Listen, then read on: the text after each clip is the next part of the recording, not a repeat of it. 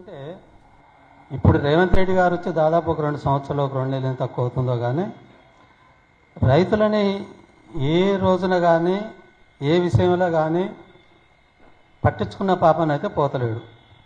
కాకపోతే ఆయనకి ఉన్నటువంటి మేధస్సు ఏందో, ఆయన చేసే విధానం ఏందో అది ఆ మంత్రివర్గానికి తెలవాలి, వాళ్ళ ప్రభుత్వానికి తెలవాలి.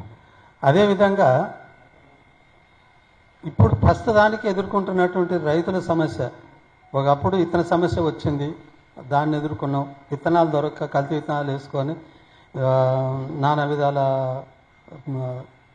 బాధపడుతున్నాం.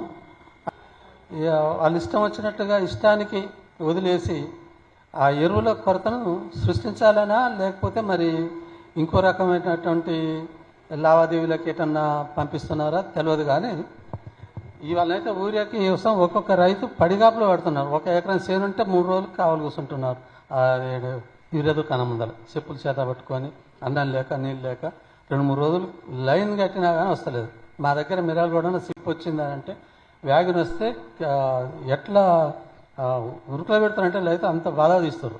అటు కెనాల్ కింద, ఇటు నాన్ కెనాల్ కింద దొరకక, ఎరువులు దొరకక అట్లా తిప్పల పడుతుంటే ఈ ప్రభుత్వానికి ఏమాత్రమైన అది ఆ లైన్లు చూస్తున్నారు, టీవీలలో చూస్తున్నారు, అన్నీ చూస్తూనే ఉన్నారు కదా. మరి రైతు ఎందుకు ఈ విధంగా ఈ ఎరువు కోసం తిప్పల పడుతున్నారనే జ్ఞానం అయితే ఉండాలి వాళ్ళకి.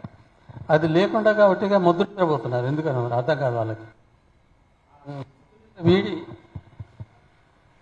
రైతుల అవసరాలని సకాలంలో తీర్చగలిగితే రాష్ట్రం బాగుపడుతుంది, రైతు బాగుపడతాడు, ప్రభుత్వాలు కూడా నడుస్తాయి, మంచిగా నడుస్తాయి. రైతు లేని రాజ్యం చాలా నష్టపోతుంది. రైతు బాగుంటేనే రాజ్యం బాగుంటుంది, దేశం బాగుంటుంది, గ్రామం బాగుంటుంది. అందుకోసం కేసీఆర్ గారు మొదటి నుంచి ఆయన వచ్చిన 10 సంవత్సరాల నుంచి కూడా రైతుకే ఎక్కువ ప్రాధాన్యత ఇచ్చాడు.